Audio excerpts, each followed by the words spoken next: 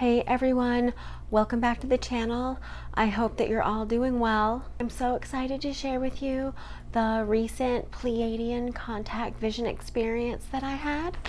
Recently, I've been studying shamanism and I've been practicing different shamanic art techniques, and I've been doing research about the plant medicine ayahuasca. And I was recently invited by a local shaman here in Tucson to participate in an ayahuasca ceremony. I have to tell you before I start that the plant medicine ayahuasca is a very sacred plant medicine, and when you take it, it has to be done in a sacred space setting with a shaman, and you have to prepare your body, and it's potentially a very physically uncomfortable experience. Also, you have to do your inner spiritual work. You have to do your inner shadow work. You have to go there with an authentic intention. If you decide to spontaneously do ayahuasca and go there without doing your proper prep work, you're potentially setting yourself up to have a really bad experience, because ayahuasca is an extremely powerful plant medicine. Okay, so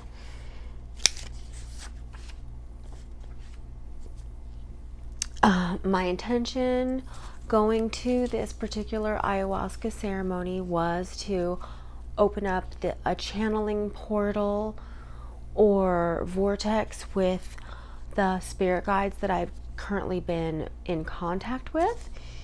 And for the last few years, I was communicating with my ancestral Lemurian spirit guides, and I wanted to open up a stronger channel so I could actually channel their consciousness stream.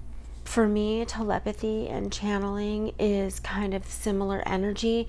It's just like tuning into an energetic or consciousness stream, and once you practice this, you can channel or tune into any consciousness stream simply by setting the intention and asking permission.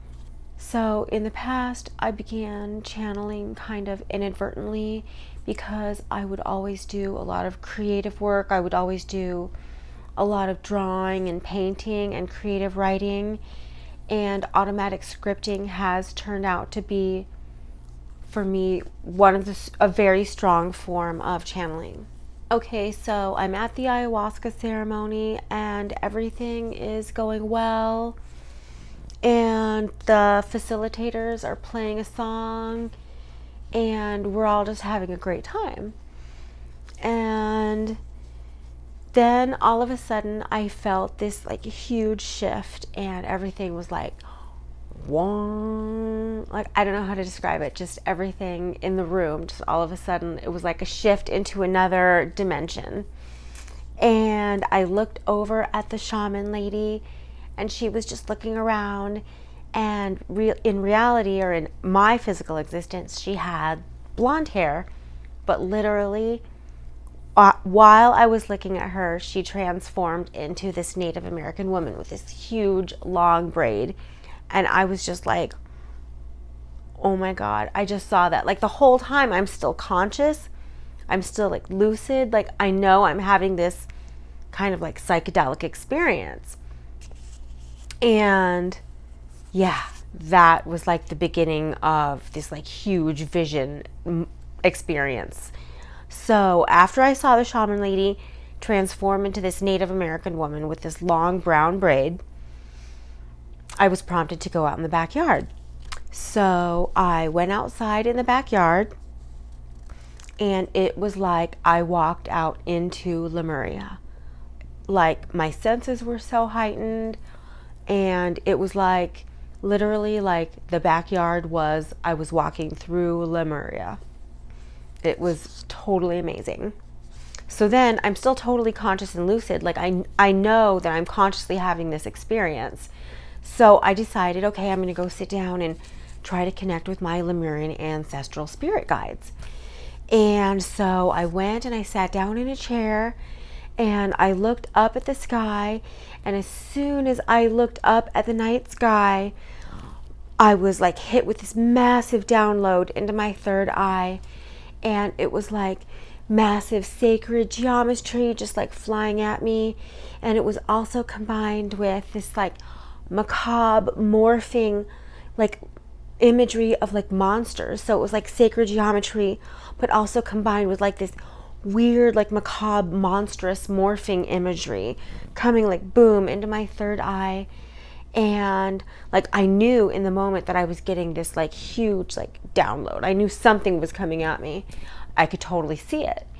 And yeah, so then after it was over, I just felt super exhausted, and I went in and I found my little bed area, and I just pretty much like lied there, kind of semi awake, semi not awake the rest of the night. And yeah, so that was it. So after I left in the morning, and I'm like, what was that? And I knew that I had received some kind of like message or download. And it was initially like this like big flash. And if you listen or you watch channelers talk, like interviews with channelers, or you listen to like established channelers talk about their experiences, they describe it commonly as this like a zip file, like a compacted message full of information. And they get the message, and then they slowly unpack it so our human minds can perceive it and interpret it. And then I realized that was exactly what had happened to me. So in the following days after, I practiced meditation and auto-scripting, journaling, just writing my dreams down, any kind of intuitive thought I would write down, and I was able to process the message. And I discovered that the message was a combination of a remembrance event, a vision, a message from my Pleiadian spirit guides, and confirmation and clarification of how to communicate with my spirit guides and who my spirit guides are. So first, I could very clearly hear, I could just had this inherent knowing that they were Pleiadian. I just knew that they were Pleiadian. I know that they wanted to make it very clear that they were the Pleiadians.